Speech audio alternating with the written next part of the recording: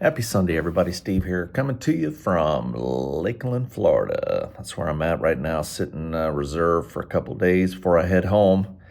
Get to go home.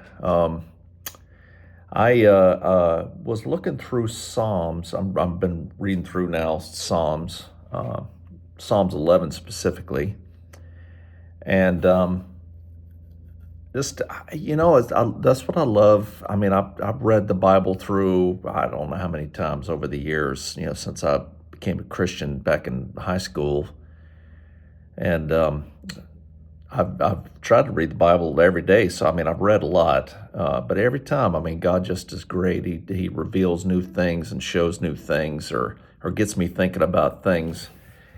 And today was from Psalms 11, specifically verse 7. For the Lord is righteous; He loves justice. The upright will see His face. And obviously, I mean, the first part of the verse it's pretty clear. I mean, the Lord is righteous and He loves justice. This is from the New International Version. The last part of the verse there, Lord, the upright will see His face. I got to thinking about that, and as I was going through this, and today is mostly just an exposition of things that ran through my mind as I read this. I thought about the Garden of Eden and before the fall, and Adam and Eve walked with God.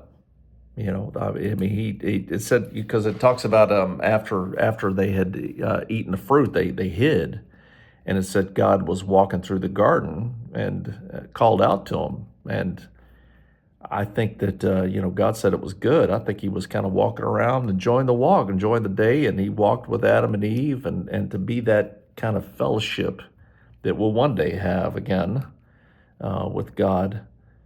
But I'm sure He looked up and looked at God's face and beheld God. I thought about that. And then I thought about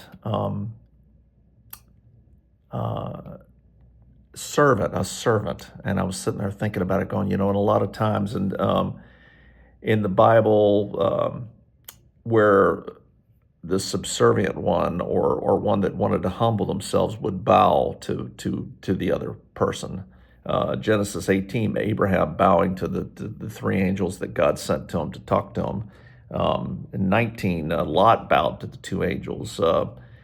First Samuel, David, when Saul was coming after him, trying to kill him, and David hid in the cave, and then he comes out and he says, I didn't kill you, and he bowed to Saul. And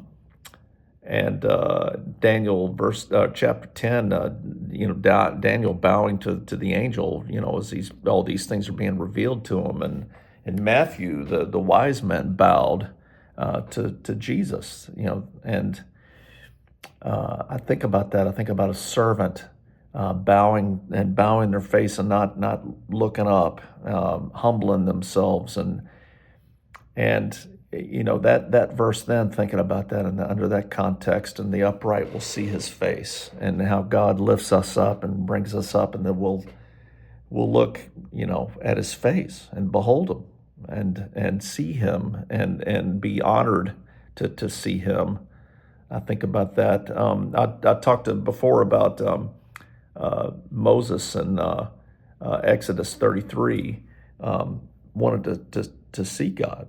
Let me see your glory, and God let His glory pass in front of. He held His hand up, and basically Moses could see his back, and He was saying, "I'll say my name, but you can't look at my face." And in verse 20, He says, "You can't see my face, for no one may see me and live." In our human form, and I think about that a little bit. I mean, why is that? And I think just God is so wonderful. I did some Google searches and the expression to see one's face, and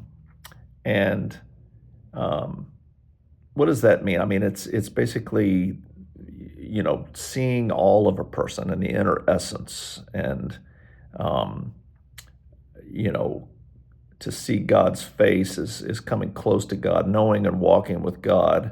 Um, Another uh, expression that I found is expressing happiness and relief at seeing someone you care about, often after a long time absent. I like that a lot. Um, to see God, to see His face, um, happiness and relief after a long time absent. That's great. I like thinking about that. One day we'll behold God's face. We'll be in His presence, forever. Uh, I think about that a lot and how wonderful that'll be. So, just a quick one today, just of just things that came to me that was impressed on me the impressions that I had as I read this verse. I hope it was a blessing to you. Hope you have a great Sunday, and we'll see you next time. Take care.